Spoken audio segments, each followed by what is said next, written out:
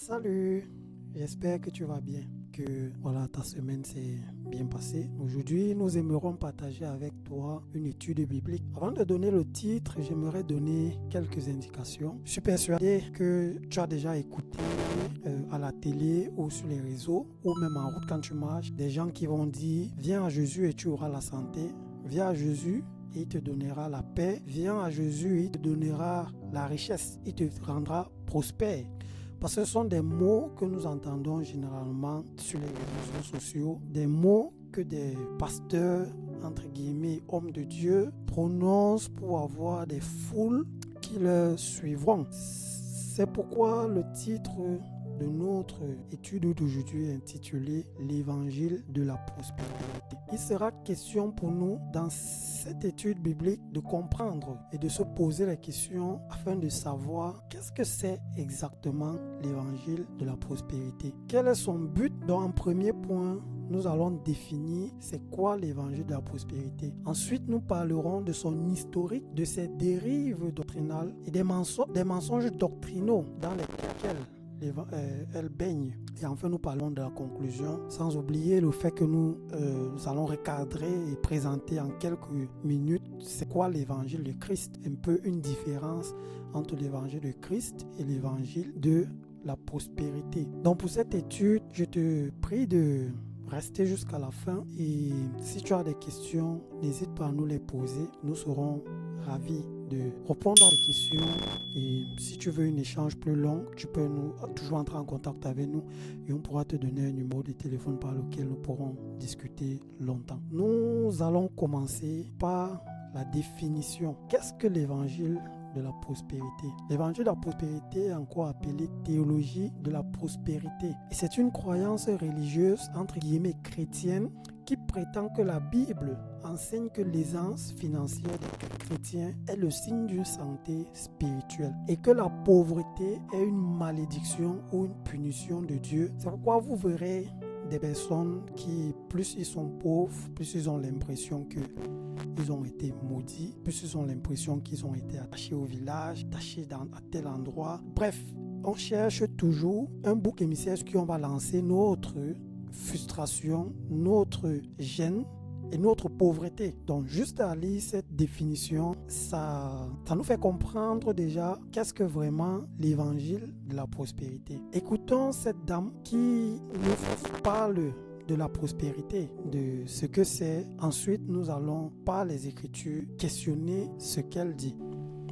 La prospérité, c'est l'idée de Dieu. Ce n'est pas l'idée du diable. Le diable n'a rien, il est dépouillé. Mais c'est Dieu, dans son amour, dans sa souveraineté, qui a voulu à ceux que nous soyons la race de gloire en gloire. Et il dit ceci: je souhaite à ce que tu prospères à tous égards, comme prospère l'état de ton âme. Ça veut dire que la vraie prospérité qui donne la paix, qui donne la joie, qui te donne l'assurance en Jésus-Christ, elle commence d'abord avec ta connexion avec Dieu. Ça veut dire Dieu, Jésus-Christ en premier. La deuxième, c'est le niveau de l'intégrité. Parce que tu peux avoir des gens qui prient beaucoup, mais qui ne sont pas intègres. Mais Dieu veut, tu pries, tu le mets en premier, mais tu as une vie d'intégrité. Ça veut dire, je n'ai pas besoin de voler même un copeau qui vient de toi. Parce que je sais qu'il y a un Dieu qui sait rendre prospère, qui sait rendre riche. Je dirais même très riche. C'est ça que je t'invite. Venez vous accrocher à Jésus-Christ. Jésus-Christ rend sage. Donc, comme nous avons écouté la dame, donne la définition, selon elle, ou alors selon son assemblée, de l'évangile de la prospérité. Et qu'est-ce qu'on peut retenir? En premier point, elle mentionne que la prospérité n'est pas l'idée du diable. Donc, pour elle, la prospérité vient de Dieu. C'est pourquoi, au deuxième point, elle mentionne que Dieu veut que nous soyons la race de gloire en gloire. Donc, une race prospère. Et elle dit, enfin, à son troisième point, la vraie prospérité qui donne la paix, qui donne la joie et l'assurance en Jésus commence par la connexion avec Dieu et ensuite le niveau d'intégrité. Ceci dit, celui qui agit, ou du moins qui pratique ces trois points qu'elle mentionne, Dieu le rendra riche et très riche même. Mais est-ce que c'est ce que la Bible enseigne? Est-ce que la Bible nous enseigne que nous serons riches, prospères sur cette terre? Est-ce que la Bible a promis cela à ceux qui croiront en Jésus? Est-ce que les pierres qui ont marché avec Jésus, qui ont vécu à son époque, qui ont assisté à la crucifixion après la mort de Jésus, est-ce qu'ils ont été prospères? Paul a-t-il été prospère? Les maris de Magdala qui ont marché avec Jésus ont-elles été prospères? Ça, ce sont des questions auxquelles ceux qui sont dans l'évangile de prospérité doivent se poser. Où est l'exemple de l'évangile de prospérité dans la Bible? Lisons ce passage de Jésus-Christ où des personnes ont eu des pains et ayant eu du pain, donc, ils ont couru pour revenir voir Jésus-Christ. Un peu comme si ils avaient compris c'est quoi le salut ou alors ils avaient été libérés de leurs péchés, de leurs iniquités. Mais Jésus, connaissant leur cœur, a remarqué, a su pourquoi ils étaient en train de le suivre. Et c'est presque pareil, de cette façon que l'évangile de prospérité fonctionne. De ceux qui sont dans ça, Dieu connaît leur cœur, Dieu connaît les motivations de leur cœur. Pourquoi ils sont derrière lui en train de dire Jésus, Jésus. C'est généralement pour un bout de pain comme cette foule. Je vais lire dans Jean chapitre 6, les versets 11 à 12, 23 à 26. Il est écrit: Jésus prit les pains, rendit grâce et les distribua à ceux qui étaient assis. Il leur donna de même des poissons, autant qu'ils en voulurent. Lorsqu'ils furent rassasiés, il dit à ses disciples: Ramassez les morceaux qui restent afin que rien ne se perde. Le lendemain, comme d'autres barques étaient arrivées à Tibériade, près du lieu où ils avaient mangé le pain après que le Seigneur eut rendu grâce. Les gens de la foule, ayant vu que ni Jésus ni les disciples n'étaient là, montaient eux-mêmes dans ces barques et allaient à Capernaum à la recherche de Jésus. Donc on voit des personnes motivées à aller à la recherche de Jésus. On a l'impression qu'ils ont compris le but du Messie sur terre. On a l'impression qu'ils ont été libérés de la damnation du péché qui repose sur eux. Mais au verset 25, on peut lire: Et l'ayant trouvé au-delà de la mer, ils lui dirent: Rabbi, quand es-tu venu ici? Jésus leur répondit: en vérité, je vous le dis, vous me cherchez non parce que vous avez vu des miracles, mais parce que vous avez mangé des pains et que vous avez été rassasiés. Donc on a là des personnes qui suivent Jésus, pas parce qu'ils ont vu les miracles de Jésus, pas parce qu'ils ont vu tout ce que Jésus a fait, pas parce qu'ils ont compris le but de la venue sur terre, mais simplement parce qu'ils ont mangé des pains et ils ont été rassasiés. Donc ils poursuivent Jésus, pas pour leur salut, mais pour leur ventre. Et de même que la foule ne cherchait pas Jésus, sauveur de l'humanité, mais celui qui leur avait donné le pain, aujourd'hui aussi les gens ne cherchent pas Jésus, sauveur et rédempteur, mais ils cherchent un Jésus qui leur donnera le mariage, un Jésus qui leur donnera le travail, un Jésus qui leur donnera des enfants, un Jésus sentimental qui va les caresser dans le sens du poil, dans le sens où s'il veut faire A, le Jésus là les suit. S'il veut faire telle autre chose, Jésus les suit seulement. D'autres cherchent le Jésus du visa.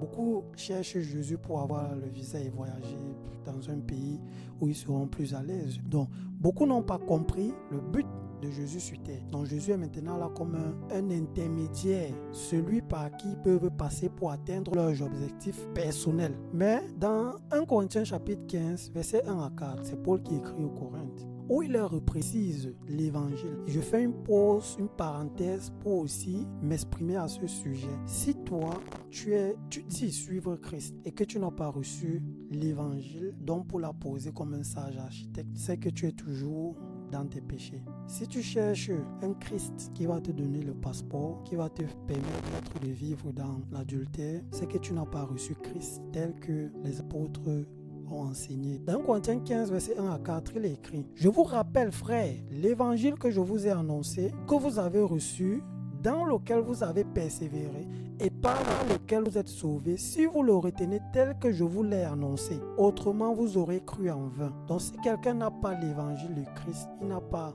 cru en cet évangile, il ne persévère pas dans ça, il aurait cru en vain. Et quel est cet évangile? Il dit au verset 3, je vous ai enseigné avant tout, comme je l'ai aussi reçu, que Christ est mort pour nos péchés, selon les Écritures, qu'il a été enseveli et qu'il est ressuscité le troisième jour, selon les Écritures. On peut comprendre à ce niveau que Christ est mort pour nos péchés et non pour une quelconque richesse. C'est ça l'évangile que Paul a posé comme un sage architecte chez les Corinthiens, dans 1 Corinthiens chapitre 3. Et dans sa deuxième épître, il met en garde les Corinthiens de ne pas accepter un autre évangile. Et ça montre même que même à l'époque de Paul, il y avait déjà des gens qui enseignaient des doctrines non bibliques. Et il le dit dans 2 Corinthiens chapitre 11, les versets 3 à 4. Donc dans 1 Corinthiens 15, 1 Corinthiens 3 d'abord, il a posé les fondements comme un sage architecte. Dans 1 Corinthiens 15, Paul leur précise cet évangile qui se sauve. Et dans 2 Corinthiens 11, il les met encore en garde. Toutefois, de même que le serpent séduisit avant Ève par sa ruse, je crains que vos pensées ne se corrompent et ne se détournent de la simplicité à l'égard de Christ. Car si quelqu'un vient vous prêcher un autre Jésus que celui que nous vous avons prêché, si vous recevez un autre esprit que celui que vous avez reçu, un autre évangile que celui que vous avez embrassé, vous le supportez fort bien. Examinons en détail 2 verbes et 1 mot de ce passage que nous venons de lire. Nous allons examiner le verbe corrompre, le verbe se détourner et le mot autre. Se corrompre vient du grec feriro, qui veut dire éloigner une église chrétienne de cet état de connaissance et de sainteté dans laquelle elle doit demeurer. Une autre mention, c'est dans 1 Corinthiens 15, verset 33, qui dit les mauvaises compagnies corrompent les bonnes mœurs. Donc, ensuite, on a se détourner qui vient du grec apo, qui veut dire séparation d'une partie par rapport à son tour. Et le mot autre est un adjectif ou pronom indéfini qui indique la différence, une distinction entre X et Y choses. Donc de cette définition, on peut comprendre qu'un chrétien né de nouveau qui s'éloigne de cet état de connaissance et de sainteté dans laquelle il ou elle doit demeurer arrivera à la séparation avec le corps de Christ pour se tourner vers un autre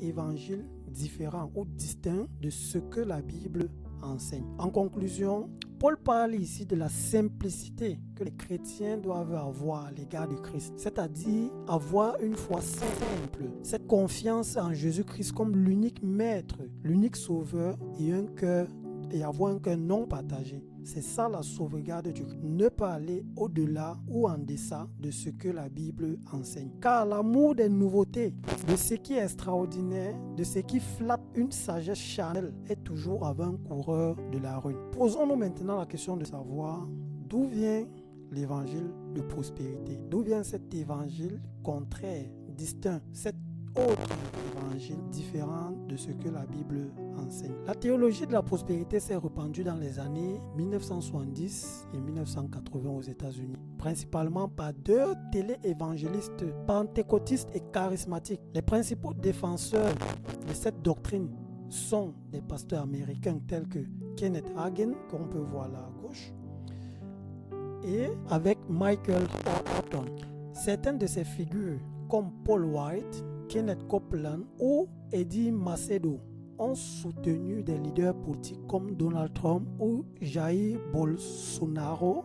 L'évangile de la prospérité est implanté en France, notamment dans les quartiers populaires à partir de la fin des années 80, dans des églises comme le Centre d'accueil universel, Paris Centre chrétien, Charisma ou Impact Centre chrétien. Et pour comprendre sa doctrine, parce que c'est important de comprendre ce à quoi on croit. L'évangile de la prospérité enseigne que la foi chrétienne peut être aussi un moyen de prospérer et de s'enrichir financièrement et matériellement par une confession positive. Donc des personnes qui vont dire déclare des choses positives, il ne faut pas dire des choses négatives dans ta vie, il faut seulement dire des choses positives. C'est ça l'évangile de prospérité. Du moins c'est l'une de ses doctrines. Et une contribution au ministère chrétien.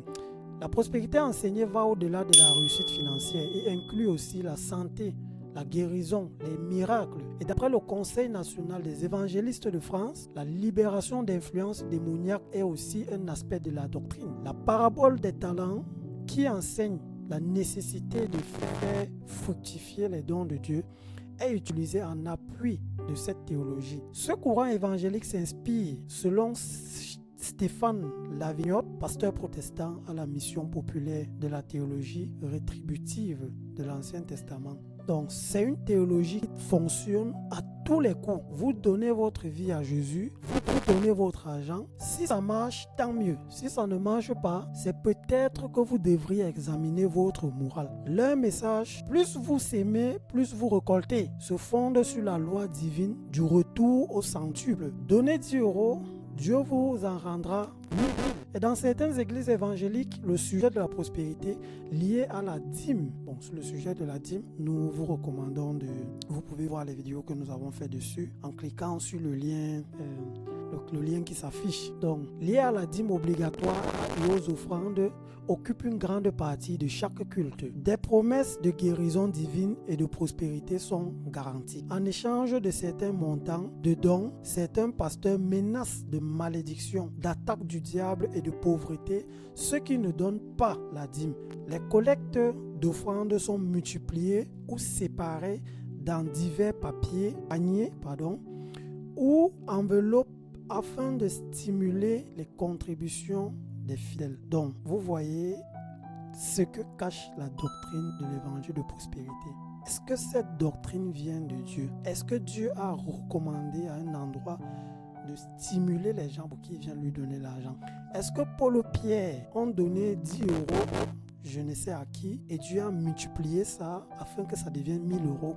Bon, je mets la monnaie que j'ai mise, ce n'est qu'un exemple. Vous voyez qu'à l'époque, l'euro n'existait pas, mais il y avait une monnaie d'échange qui existait. Mais est-ce que ces personnes ont fait cela? Est-ce que Timothée a donné l'argent à Paul et Paul a fructifié ça?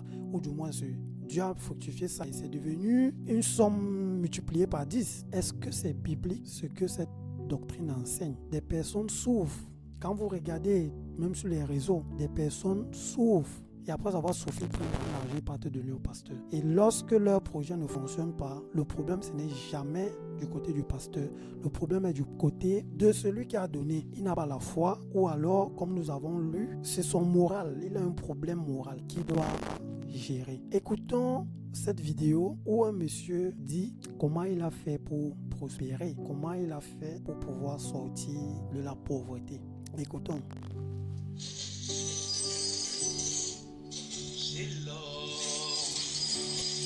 Certaines personnes sont là, qui vivent des difficultés et disent oui, j'aimerais que vous puissiez prier pour mes finances, mais j'aimerais aussi donner pour MCITV, mais je n'ai pas les moyens. Comment je peux faire pour vivre une percée? C'est une bonne question. Moi, je n'ai pas expérimenté de percée financière dans ma vie chrétienne lorsque j'ai reçu le Seigneur en mars 2002 jusqu'à peu près 2006-2007. Je n'avais que des problèmes financiers. Mon compte bancaire en France était toujours dans le négatif, dans le rouge. Et je prenais l'argent du découvert souvent pour payer des choses que je devais payer et je n'arrivais pas à avoir de percée financière et aller de gloire en gloire dans mes finances. Jusqu'à ce fameux jour où j'étais dans une église à Paris et j'ai entendu l'homme de Dieu prêcher sur la dîme. Et il a dit que si vous voulez ne plus avoir de problème dans vos finances, il va falloir apprendre à donner en fait, à donner à Dieu, à donner les prémices de vos revenus, à donner ce que vous avez. Et là, j'ai eu une révélation. Je me suis dit, mais oui, c'est ça, il faut que je donne ma dîme parce que j'étais pas fidèle. Parce que moi, je partais du principe que je paye mes factures, je paye mes besoins, et après, quand il me reste de l'argent, éventuellement, je le donne pour le Seigneur, mais il m'en reste jamais. Donc j'ai besoin d'un miracle, j'ai besoin d'une percée. Et là, j'entends cet homme de Dieu et je me dis, waouh, mais ce qu'il dit là, dans la parole de Dieu, c'est vraiment ce dont j'ai besoin. Je dois donner à Dieu, au royaume de Dieu, pour pouvoir voir un miracle financier. Et ça, je n'avais pas compris. Et depuis ce jour, j'ai commencé à donner ma dîme et à faire des offrandes dès que je recevais des entrées et pas après. Et j'ai commencé à voir, effectivement, j'ai quitté la zone rouge sur mon compte, j'étais toujours dans le positif. Donc, si on comprend bien, c'est dit, c'est pour sortir du rouge financier. Il a fallu qu'il donne sa dîme. Il a fallu qu'il paye un argent à l'église, à l'homme de Dieu ou au pasteur. Et Dieu a multiplié cela de sorte qu'il est sorti de la pauvreté.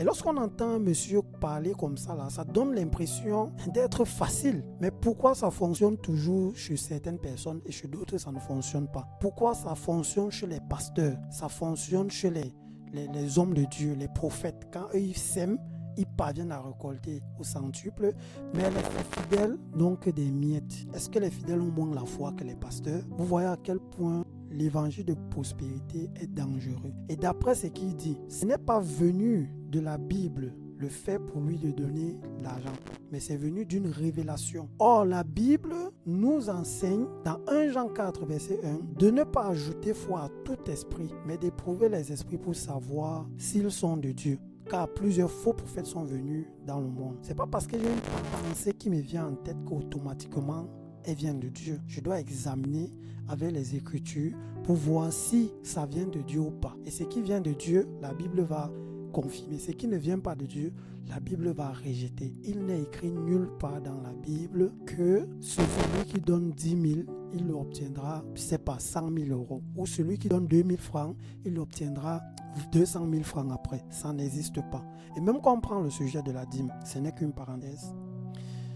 Juste pour que certaines personnes comprennent qu'il n'y avait pas une seule dîme dans l'ancienne alliance. Il y avait 4 dîmes, si je me rappelle bien. La dîme des orphelins, la dîme des veuves, la dîme des récoltes et enfin la dîme de la dîme. C'était 4 dîmes. Et de ces 4 dîmes, ce n'était pas l'argent qui était mentionné. Même dans, je pense, Deutéronome chapitre 14, lorsque Dieu demande au peuple d'aller donner leur dîme et qu'ils doivent aller donner la dîme, célébrer le Seigneur très loin, Dieu dit, tu prends ce que tu as, tu vends, tu prends l'argent, puisque l'argent est plus facile à transporter, tu voyages et là où, quand tu arrives là où il faudra célébrer le Seigneur avec ta famille, tu achètes encore des bourbons et autres choses, des vins, et tu viens célébrer avec le Seigneur. Donc la dîme n'a jamais été de donner l'argent. Même quand on donnait la dîme, dans la dîme de la dîme, c'est-à-dire ce qu'on prenait, le 1 dixième de la dîme qu'on prenait pour donner aux sacrificateurs qui allaient dans les chambres, j'ai oublié le mot, dans le tabernacle, la chambre des trésors. Voilà. Ce n'était pas l'argent, c'était des récoltes. Même Jésus dans Matthieu, je pense, chapitre 23, lorsqu'il parle aux pharisiens, il ne mentionne pas l'argent. Mais aujourd'hui, tout est devenu l'argent. Dieu peut-il donc révéler quelque chose hors de sa parole, alors que dans 1 Corinthiens chapitre 4, verset 6, il nous dit de ne pas aller au-dessus, au-delà de ce qui est écrit, ou alors dans Apocalypse 22, verset 18, et Deutéronome 4, verset 2, qui disent de ne rien ajouter ou de ne rien retirer à ce qui est écrit. Donc ce que le monsieur dit n'est écrit nulle part dans les Écritures. Pourquoi les hommes donc aiment cet évangile, malgré que voilà, ce n'est pas un truc biblique? Pourquoi les hommes aiment ça, aiment quand même l'évangile de prospérité? Il faut comprendre premièrement que c'est un évangile qui reconforte dans le péché, puisque on n'est pas là-bas pour leur dire vous avez péché contre le Seigneur ou bien est-ce que tu as même cru? Le salut n'est pas la priorité là-bas. La priorité, c'est l'argent. Tout le monde veut être riche. Tout le monde veut avoir l'argent. Donc c'est pourquoi c'est facile pour des personnes d'aimer cela. Ensuite, on a le fait que ça traduit simplement l'état du cœur de l'homme. L'homme cherche toujours ce qui est facile. L'homme est jusqu'aujourd'hui toujours rebelle envers Dieu. C'est malheureusement le cas jusqu'aujourd'hui. Ensuite, il y a des promesses de bénédiction immédiate. Les gens ne veulent pas d'un Dieu qui va leur dire vous vivrez la persécution. Je pense à 1 Timothée 2, 1 Timothée 4, je pense verset 12. Celui qui vivra pieusement en Christ sera persécuté. Les hommes ne veulent pas de ça. Personne ne veut être persécuté. Personne ne veut subir la persécution comme les Paul, comme les Pierre. On veut les bénédictions immédiates. On veut être riche. On veut construire. On veut voyager, on veut s'acheter une voiture. Mais quand c'est ça qui est prêché, ça plaît à l'oreille. Ça plaît directement à l'oreille des hommes. Ensuite, ça répond aux besoins et frustrations. Et on a aussi l'association bénédiction égale à richesse. Donc quand on dit à quelqu'un que Dieu te bénisse, lui il voit seulement l'argent, il voit la richesse. Et enfin, c'est un évangile facile et motivant. Ça ne pointe pas le péché. C'est pourquoi c'est beaucoup dans l'influence culturelle et sociale. On s'essaie de ce que les hommes vivent pour les amener dans des communautés afin qu'ils soient membres d'église, entre guillemets, et payent la dîme afin d'être eux-mêmes bénis demain, entre guillemets, par Dieu, c'est-à-dire leur argent sera multiplié et ils pourront subvenir à leurs besoins ou bien réaliser leurs fantasmes. Donc, les hommes aiment l'évangile de prospérité pour plusieurs raisons, souvent liées à des désirs humains profonds et certaines attentes spirituelles et matérielles comme les points que je viens de citer là. Beaucoup de personnes partent à l'église comme, bon, je prends le mot église, c'est vrai qu'on ne va pas entrer dans la définition exacte de l'église aujourd'hui, mais je prends le mot communément employé dans la société. Beaucoup de personnes parlent de l'église, mais quand ils arrivent à la porte, on a l'impression qu'ils ont retiré leur cerveau, ils ont laissé dehors et ils sont entrés sans leur cerveau. Souvent, ce sont des personnes même très instruites, des personnes avec une très bonne intelligence, mais quand ils arrivent à l'église, ils retirent leur cerveau, ils déposent dehors. On a l'impression qu'ils ne réfléchissent plus. Il faut faire très attention parce que l'évangile de la prospérité n'est pas sans conséquences. Elle a beaucoup de dérives dont il faut faire attention. Et comme dérive doctrinale de l'évangile de la prospérité, si on s'arrête au niveau de la Bible, l'évangile de prospérité est officiellement reconnu. Donc dans cette dérive, on a la Bible qui est officiellement reconnue comme la parole de Dieu, mais on peut dire, c'est pas comme s'ils rejetaient la parole de Dieu, ils disent que non, Dieu, la Bible n'est pas la parole de Dieu. Ils savent, ils reconnaissent cela. Mais en pratique, les discours des leaders, les diverses prophéties et visions supplantent l'enseignement clair de la Bible. Tu verras des personnes qui viendront carrément mettre leur expérience au-dessus des Écritures. Donc il n'y a pas d'étude sérieuse de la parole, mais une manipulation de quelques versets au contexte pour soutenir l'enseignement. Et au sujet de Dieu, il est parfois présenté comme non trinitaire. Donc il est au service de l'homme ayant perdu sa puissance et sa souveraineté. Les dérives principales sont en rapport avec le Saint-Esprit, souvent assimilées à une notion puissante. Vous les entendez toujours en train de dire « reçois, reçois, reçois, reçois ». Tu reçois l'onction puissante, tu le... Généralement, c'est leur façon d'agir. Donc, le Saint-Esprit est comme une onction puissante et on va jusqu'à vouloir la récupérer parfois en se couchant sur la tombe d'anciens leaders charismatiques. Ça se fait, même si certains leaders ne le disent pas ouvertement, mais ils le font. Ils partent se coucher sur la tombe, comme quoi ils vont prendre l'onction de l'ancien leaders charismatiques qui sont en train de suivre. La Bible dit par exemple dans 1 Corinthiens 12 et pense au verset 11 que le Saint-Esprit partage les dons à chacun comme il veut. Mais dans la doctrine de la prospérité, ce n'est pas le Saint-Esprit qui commande. C'est l'homme qui commande le Saint-Esprit de faire X ou Y chose. C'est pourquoi vous allez entendre les gens vont dire qu'il faut proclamer la parole. Mais comme on a dit au départ, au moins comme j'ai dit tout à l'heure concernant la Bible, donc, ils reconnaissent que la Bible est la parole de Dieu, mais ils sont totalement à gauche. Ensuite, concernant l'homme, l'homme est généralement vu dans cette doctrine comme une personne divine. Je suis un homme Dieu. Cet homme spirituel qui est en moi est un homme Dieu. Donc, il se proclame comme étant des dieux. Et c'est pourquoi les pasteurs disent souvent à leurs fidèles de répéter « Je suis né d'en haut ». Je suis un homme Dieu. Je suis le modèle de Jésus. Je suis un surhomme. Tout ce que Jésus était, nous le sommes. C'est comme ça que l'homme est présenté dans cet évangile. Et en ce qui concerne Jésus, il est le Fils de Dieu, mais pour certains, il n'est pas Dieu le Fils. Il est juste le Fils, mais lui-même, il n'est pas Dieu. Pour d'autres, il s'est vidé, kénosé en grec, entièrement de sa divinité en venant sur terre. Donc quand Jésus était sur terre, il était seulement homme, 100% homme, il n'était pas Dieu. Et quant à son œuvre, son sang ne nous a pas achetés, mais Jésus a été le premier être humain à naître de nouveau quand il était en enfer. Ce sont des choses que normalement, pour quelqu'un qui réfléchit et qui lit sa Bible, il doit fuir quand il écoute une chose pareille sortant de la bouche de son pasteur ou bien de son homme de Dieu ou du prophète. Il doit sortir et fuir. Jésus était 100% homme, 100% Dieu quand il était sur la terre. La Bible appuie cela. Jésus n'est pas le premier à naître de nouveau. Il n'avait pas besoin de naître de nouveau parce qu'il était saint, sans péché. Et Jésus était Dieu. Il n'était pas juste... Il était fils de Dieu dans son nom, fils de Dieu, mais lui-même il est Dieu. C'est pourquoi la Trinité est tellement controversée dans ce milieu. Ils vont dire A aujourd'hui, demain ils disent B. Ils disent un truc aujourd'hui, demain ils contredisent encore. C'est pourquoi il faut faire très attention, mes amis. Ensuite, on a ce qui concerne le salut. Donc, pour eux, le salut doit se concrétiser par des expériences spirituelles tangibles.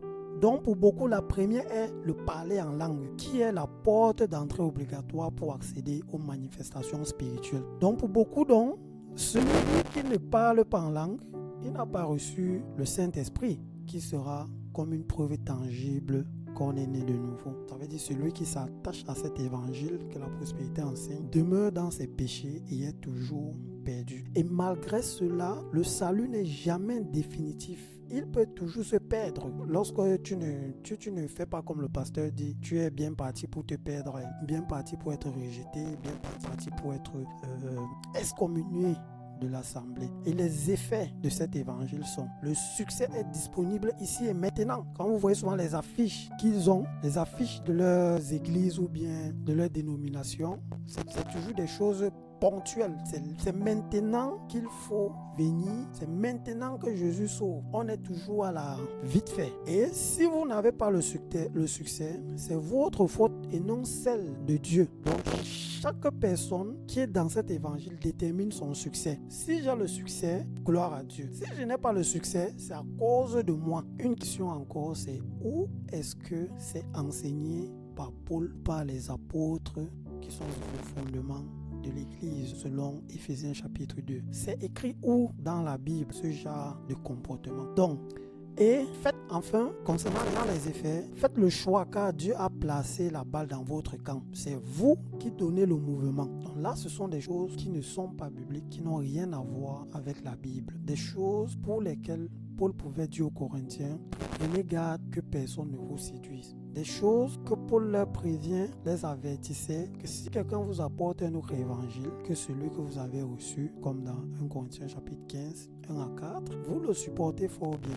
Et celui qui se détourne, qui ne persévère pas dans l'évangile tel qu'il a été annoncé au commencement, il l'a cru en vain. C'est pourquoi c'est important de rester et persévérer dans l'évangile que Christ a annoncé. Ensuite, on a les mensonges doctrinaux de l'évangile de la prospérité. Comme premier mensonge, on a le fait que c'est enseigné que Dieu veut que vous soyez riches. Les prédicateurs de ce message mettent principalement en avant l'aspect financier entre eux et les fidèles. Un des versets clés qui est utilisé est le suivant: sachez-le, celui qui sème peu moissonnera peu. Et celui qui sème abondamment moissonnera abondamment. Tiré de 2 Corinthiens 9, verset 6. Ce qui est cité pour signifier: si vous donnez un peu d'argent à mon église, Dieu vous donnera un peu d'argent. Mais si vous me donnez beaucoup d'argent à mon église, alors Dieu vous donnera abondamment de l'argent. Pour le contexte, parce qu'il faut bien préciser cela, Paul ne dit pas qu'il faut donner l'argent à l'église pour récolter plus. Au contraire, pour l'œuvre de Dieu est récolter des âmes perdues. Je donne matériellement pour récolter spirituellement, comme nous le verrons dans la question plus tard.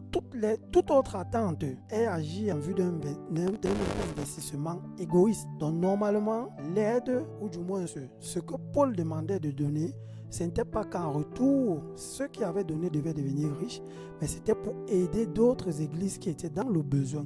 Ce n'est pas ce qu'on enseigne aux gens. On leur enseigne: donnez et vous serez bénis de Dieu et vous pourriez avoir davantage dans vos greniers, entre guillemets. Le deuxième mensonge est que Dieu veut que vous soyez en pleine santé. À ma grande tristesse, un autre aspect de cet évangile qui est également mis au premier plan est celui de la certitude de la guérison physique ou du don financier pour la guérison physique. Donc soit quand tu donnes, tu seras guéri, ou alors quand tu crois en ce qu'ils disent, tu seras guéri. C'est pourquoi il est avancé que le don financier du chrétien pour l'Église est signe de sa piété et de sa dévotion pour Dieu. Et donc, si ce don est conséquent, alors Dieu guérira la personne malade qui a la foi. Si vous s'aimez beaucoup d'argent, Dieu vous guérira abondamment. Il faut donner beaucoup à Dieu pour qu'il te guérisse aussi abondamment. Le prédicateur citera alors: lui-même a pris nos langueurs et a porté nos maladies. Matthieu 8, verset 17. Et dans un tel contexte, les personnes qui sont recommandées par le prédicateur seront donc celles qui sont les plus prospères financièrement et qui sont en bonne santé, car cela est alors interprété comme une bénédiction divine, la preuve de la faveur de Dieu. C'est pourquoi ils vont toujours présenter des personnes en santé et riches dans l'assemblée pour montrer que ces personnes ont donné et que Dieu a multiplié leur don. Donc, le pauvre qui est assis ou le démuni qui donne, mais il ne devient pas riche, c'est à cause de lui, c'est parce qu'il n'a pas la foi. Ensuite, on a le troisième mensonge qui est Dieu veut votre prospérité financière. Donc enfin, ici, on a une autre caractéristique des prédicateurs de l'évangile de prospérité, qui est la promotion de la psychologie et du développement personnel. Cette théorie de psychologie est basée sur le fait que la volonté de l'individu peut l'amener à changer sa situation par lui-même. Si tu veux le faire, tu peux arriver à tout ce que tu souhaites. Donc ce n'est plus Dieu qui met en avant, mais c'est l'homme lui-même. Si tu veux, alors tu peux. Tu es un champion, tu es la lumière, tu es la tête et non la queue. Ce sont des paroles qui sont mises en avant. Et pour toutes cette chose, il faut avoir la foi. Le message fait donc appel, donc cet évangile fait donc appel à l'individu pour se sortir de toutes les difficultés qu'il rencontre. Si tu changes de perspective, si tu crois vraiment que tu peux le faire, si tu travailles sur tes échecs, si tu décides, tu peux arriver à tes rêves. L'homme est central dans cet évangile. Et un de leurs slogans typiques ressemblera à « Crois en toi, mets Dieu devant et rien ne te sera impossible ». La solution proposée est donc basée sur l'homme et ses capacités. Ça, c'est une psychologie humaine, l'homme étant considéré comme bon. La solution se trouve dans ses pensées. Donc, en fait, tout le monde doit réfléchir, ou du moins garder ses pensées éveillées pour pouvoir réussir à faire X ou quelque chose, à condition qu'il mette Dieu devant et qu'il ait les pensées positives. C'est pourquoi dans leur livre que beaucoup écrivent, vous voyez, on a ici Joel Osteen qui dit par exemple dans son livre, qui a un livre intitulé Your Best Life Now. Kenneth Copeland qui dit Prayer Your Foundation for Success, pour mon anglais. Ensuite, on a Joel Osteen qui a encore le livre qui dit I Declare. Bon, j'espère que c'est bien prononcé en anglais. Donc, ce sont des livres où vous aurez toujours des personnes qui seront concentrées seulement sur cette terre. Tout est concentré sur la terre. Vis ta meilleure vie sur la terre. Deviens le meilleur de toi sur la terre. Sois un champion. Sois la tête et non la queue. Est-ce que c'est ce que la Bible enseigne? N'est-ce pas là un autre évangile que ce que Paul, les apôtres ont annoncé? Écoutons cette vidéo d'un pasteur américain. My sister, I know you've been reading the Bible, but as long as we say lay it up, then we're going to keep it. But God says time for us to tell that money, you don't belong to the wicked, you belong to us. And I want you to get in the right place. Money, to me now. Vous voyez? Somebody help me dance. Glory. Voilà ce qu'est devenu l'Église. Et les gens applaudissent et les gens répètent. Hallelujah. Hallelujah. That yoke is broken tonight over you in the name of Jesus. You want to receive your money tonight in Jesus' name. Tu peux recevoir ton argent ce soir au nom de Jésus. C'est ta nuit, il faut quitter du balcon et venir. Laissez. Oui, c'est la nuit de ta percée. Il faut venir devant donner l'argent. Et vous voyez les foules.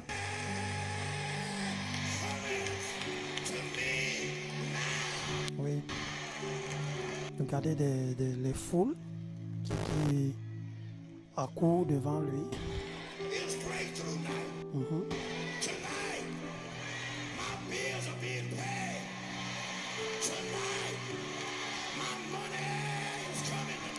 Ok. Et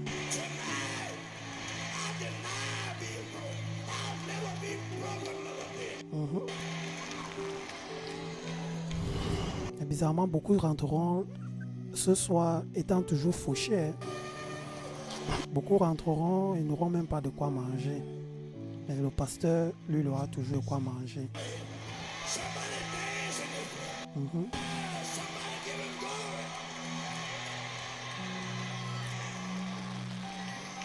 Regardez des personnes qui agissent vraiment, je dirais, sans réfléchir.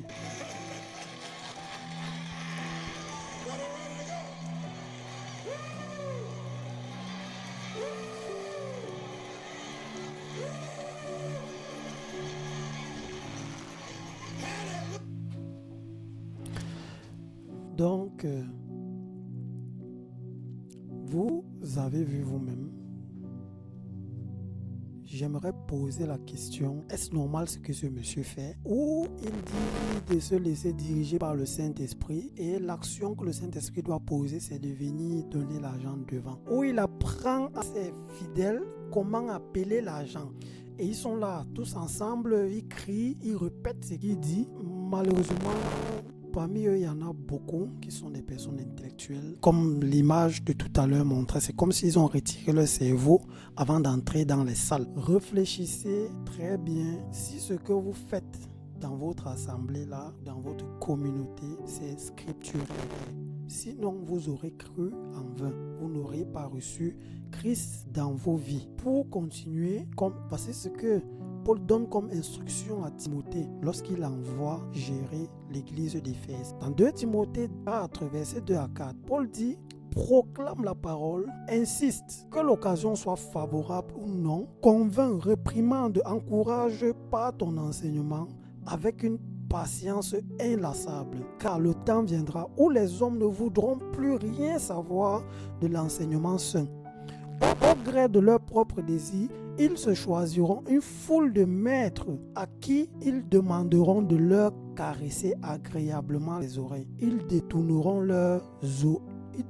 l'oreille de la vérité pour écouter des récits de pures inventions. De tout ce que ce monsieur disait, il n'y a rien qu'il peut appuyer bibliquement. Mais les gens aiment ça. Les gens aiment écouter des choses pareilles. Des milliers de personnes qui agissent comme un troupeau qu'on a fermé les yeux. Ils ne savent pas où on est en train de les mener. Et Paul a prévenu Timothée. Si en leur temps il y avait déjà ça, aujourd'hui c'est plus grave. Le Seigneur sait toutes choses en avance.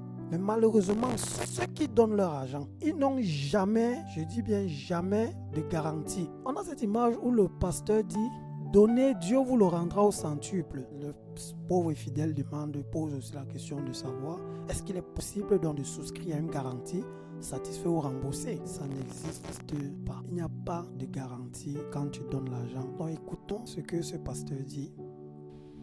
Vous posez pas des questions. Oui, mais qu'est-ce que vous allez faire avec nos offrandes, tout ça, machin? Ne vous posez pas ce genre de questions parce que vous êtes les sponsors du royaume de Dieu. Quelqu'un me suit ici? Amen. Donc, pour lui, il n'y a pas de questions que vous devez vous poser. Il n'y a pas de questions à se poser parce que vous êtes des sponsors de Dieu. Que veut dire sponsor? Un sponsor est une personne, une entreprise ou une organisation qui apporte un soutien financier, matériel ou compétent ou en compétence à une autre personne, un événement ou un projet en échange de contrepartie commerciale comme la promotion de sa marque ou de sa visibilité. C'est ça, être un sponsor. Donc pour lui, ceux qui vont venir lui donner l'argent sont des sponsors de Dieu. C'est comme un marché qu'on fait. On se serre les mains, je te donne, tu me donnes. Donc quand tu donnes à Dieu, Dieu doit te donner aussi en retour.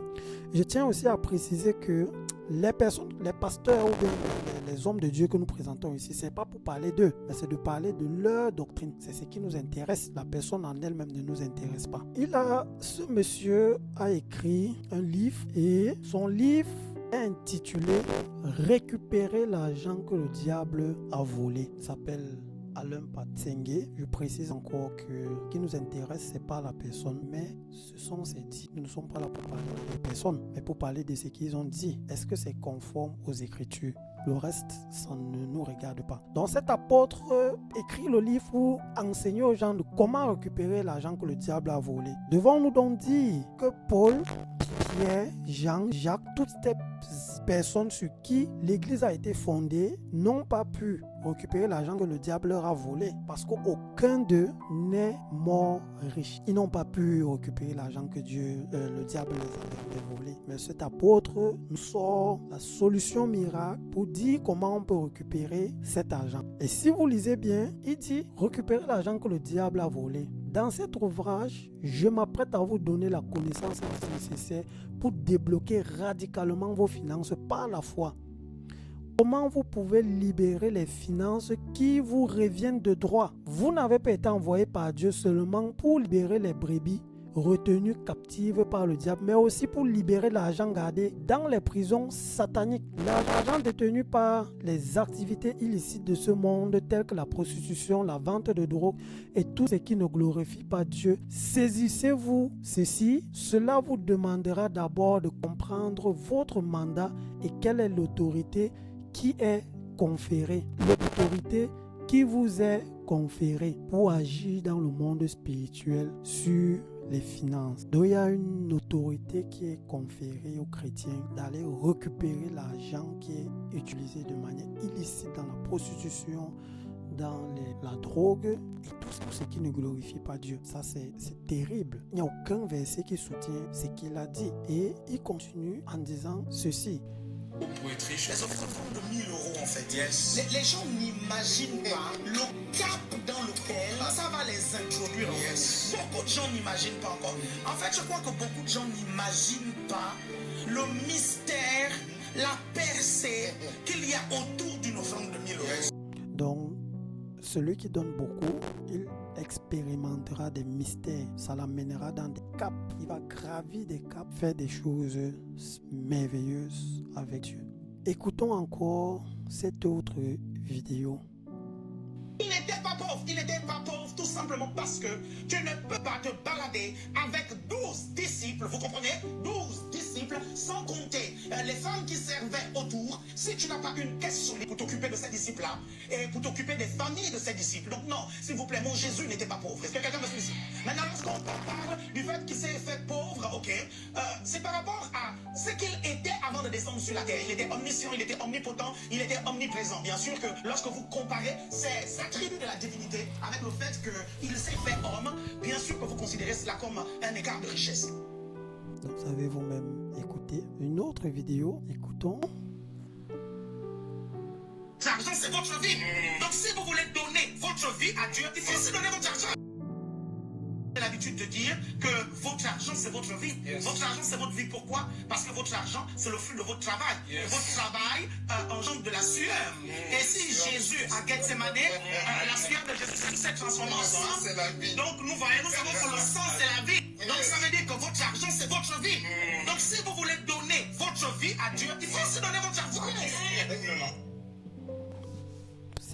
C'est vraiment terrible dans quoi la chrétienté est entrée aujourd'hui. Et les gens du dehors qui verront ça, qui se seront fait arnaquer, se seront fait dépouiller, accuseront Dieu à la fin. Les gens ne veulent plus entendre parler de Jésus à cause de ce genre de message. Parce qu'on leur donne un espoir que lorsqu'ils viendront à Jésus, ils auront le succès, ils auront l'argent et ensuite, il n'y en a rien. Et ils sont frustrés. Et même le salut qui devait sauver leur âme, ils ne veulent plus écouter. C'est très triste. Le journal Infos RMC publiait un article où il disait « Les dérives sectaires ont plus de 20 signalements contre l'église évangélique d'Asser. » Et à l'intérieur, on mentionne l'église Asser comme une église implantée en France qui abusait d'une fille fidèle de donner l'argent. Et en 4 ans, elle s'est vue dépenser 9 000 € à cause de la pression, des appels et des harcèlements. Et la dame va jusqu'à dire que parfois, ils viennent en bas de chez vous.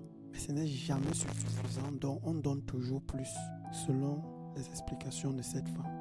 Et le Parisien, dans un de ses articles, disait « Esclavagisme ». Un pasteur fait condamner son église évangélique à lui verser près d'1 million d'euros. Ça, c'était le 17 septembre 2023.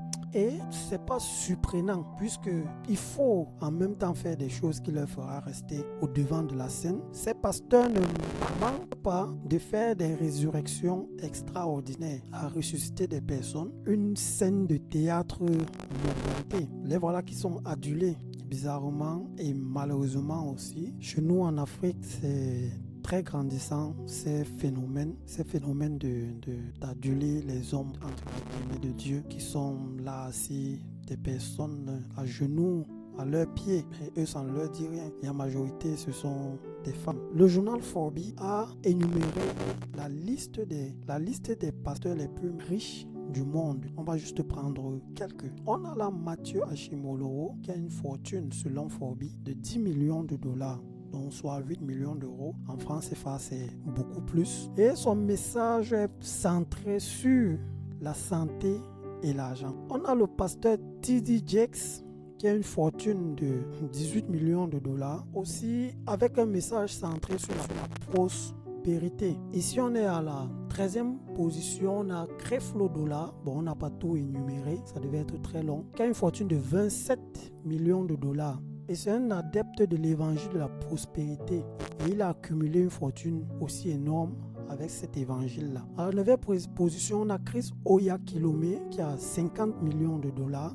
À la 5e position, on a David Oyedepo qui a 150 millions de dollars. Bon, bref. Et tous ces pasteurs continuent quand même de demander l'argent à leurs fidèles. De dire, venez donner, mais ce sont eux qui s'enrichissent. Le fidèle parvient à obtenir au fruit de ses efforts tel ou tel petit. Bon, les petites sommes, tous ne prospèrent pas comme le pasteur, lui, prospère. Ils ne sont pas 20 dans l'assemblée qui ont une fortune de 150 millions de dollars. Le pasteur, lui, il est là, on vient lui donner l'argent. Il prospère, les autres ne prospèrent pas, puisque le pasteur à la foi, ça part prospère. Paul dit ceci dans Philippiens 3, versets 17 à 19. Soyez tous mes imitateurs, frères, et portez les regards sur ceux qui marchent selon le modèle que vous avez en nous. Ces hommes-ci que nous avons eu à défiler, est-ce qu'ils portaient les regards sur Paul? Est-ce qu'ils portaient les regards sur Jésus ou sur Pierre? Non. Les regards sont centrés sur cette terre. C'est pourquoi même les fidèles de leur assemblée, les regards sont centrés sur eux. Puisque tout le monde veut être riche, on veut être comme le pasteur. On ne veut pas être comme Christ. On ne veut pas être comme Paul. Déjà que l'évangile en lui-même n'est pas prêché tel qu'il est dans ses assemblées. Et au verset 18, Paul dit, car il en est plusieurs qui marchent en ennemis de la croix de Christ. Je vous en ai souvent parlé et j'en parle maintenant encore en pleurant. Leur fin sera la perdition. Ils ont pour Dieu leur ventre. Ils mettent leur gloire dans ce qui fait leur honte et ne pensent qu'aux choses de la terre. Ces pasteurs qui accumulent des richesses derrière le dos des fidèles ne cherchent que la gloire qui est sur cette terre. Ce qui est malheureux, c'est que les personnes qui ont eu à contribuer et qui n'ont pas reçu en retour seront frustrés et ne voudront même plus entendre parler de Dieu. Ils serreront davantage, ils endurceront davantage leur cœur à l'évangile de Christ qui peut leur sauver et leur donner le salut afin qu'ils passent leur éternité dans la paix avec Dieu. Mais on ne va pas tout jeter sur ces hommes. Il faut dire que l'homme aussi a sa part à jouer. Ceux qui partent donner l'argent au pasteur là, ils ont aussi pour eux à faire dans ça. C'est pourquoi Paul dit dans 2 Corinthiens chapitre 4, les versets 3 à 4.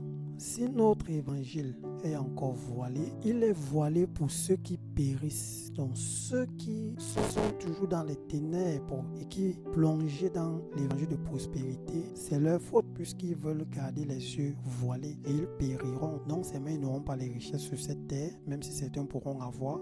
Non seulement ils n'auront pas les richesses sur cette terre, mais aussi ils n'hériteront pas le royaume de Dieu. Et Paul précise que l'évangile est voilé pour ceux qui périssent, pour les incrédules, dont les gens sans foi, qui n'ont pas mis leur foi sur le vrai Christ, sur le vrai évangile. Donc, pour les incrédules, dont le Dieu de ce siècle a aveuglé l'intelligence afin qu'ils ne visent pas briller la splendeur de l'évangile de la gloire de Christ, qui est l'image du Dieu, qui est l'image de Dieu. Donc, ceux qui périssent, ce sont ceux qui veulent garder le voile sur leurs yeux, continuer à marcher selon cet évangile qui ne sauve pas. Nous terminons avec ce que la Bible nous enseigne, à savoir pour quelle raison Jésus est mort. Est-ce pour que nous soyons riches ou que nous ayons le salut et nous soyons libérés de la damnation du péché? Dans Romains 6, verset 10, il est écrit, car il, mis pour Christ, est mort et c'est pour le péché qu'il est mort une fois pour toutes. Il est revenu à la vie et c'est pour Dieu qu'il vit. Jésus n'est pas mort pour que nous soyons prospères et riches, que nous nous enrichissions sur cette terre, pour que nous ayons l'abondance financière, pour que nous soyons des hommes prospères, des hommes riches, de gloire en gloire dans la richesse. Précisons que la richesse n'est pas mauvaise en soi, mais c'est l'état du cœur.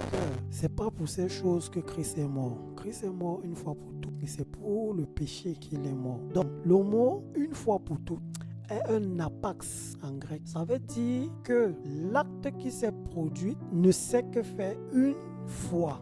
Et la chose ne va plus jamais se reproduire. C'est ça qu'on appelle un apax. Donc, une chose qui s'est produite une fois et ne se reproduira plus jamais. Donc, comme Christ est mort une fois pour toutes, la seule fois qu'il est mort, la raison c'était pour le péché. Christ n'est pas venu mourir une seconde fois pour que nous soyons riches. Il est mort une fois pour le péché. Donc, regarde à ta vie et réponds toi-même si la raison pour laquelle Christ est mort une fois pour toutes a été résolue dans ta vie. Parce que tu dois t'arrêter sur la raison pour laquelle Jésus est venu mourir sur la terre. Et sois honnête dans ton analyse personnelle. Est-ce que ta conscience est tranquille par rapport à ton salut? Est-ce que tu as accepté Christ dans ta vie comme celui qui est mort pour tes péchés et seulement tes péchés? Parce que si tu ajoutes la richesse, la prospérité, ce n'est plus l'évangile.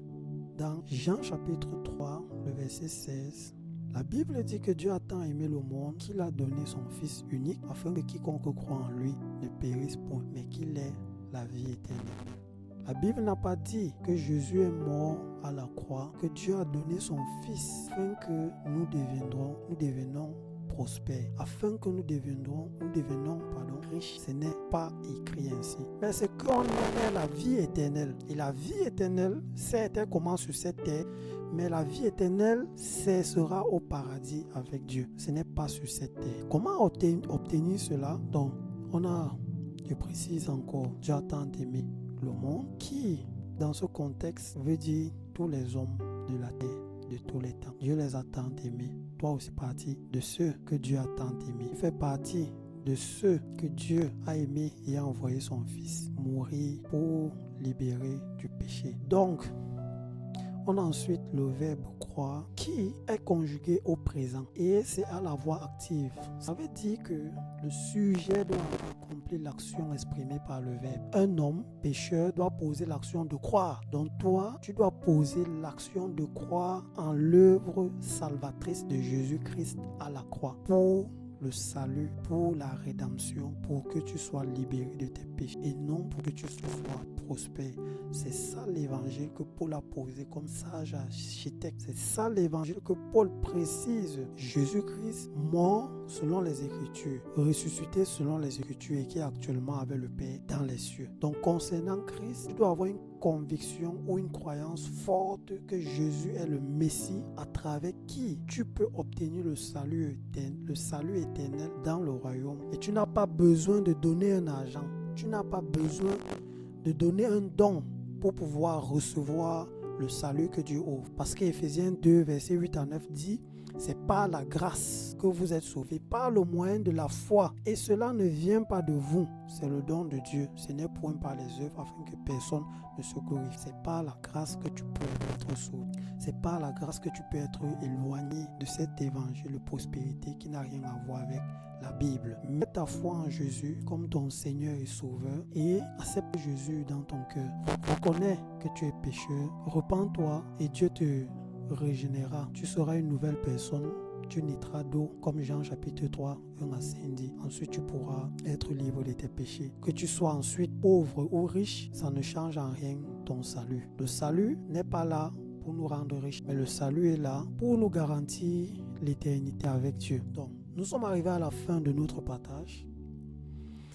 Nous ferons une deuxième partie pour faire la comparaison entre l'évangile de prospérité et la croix de Jésus. Si vous avez des questions, n'hésitez pas à nous écrire. Si vous n'êtes pas d'accord sur un point, n'hésitez pas aussi à nous contacter pour que nous échangeons dessus. N'oublie pas de liker la vidéo et de partager avec tes proches afin qu'ils puissent connaître la vérité. Comme Jean 8, verset 32 dit, vous connaîtrez la vérité vous affranchira. Bon, porte-toi bien, que Dieu te bénisse et que cette vidéo puisse t'aider. À la prochaine.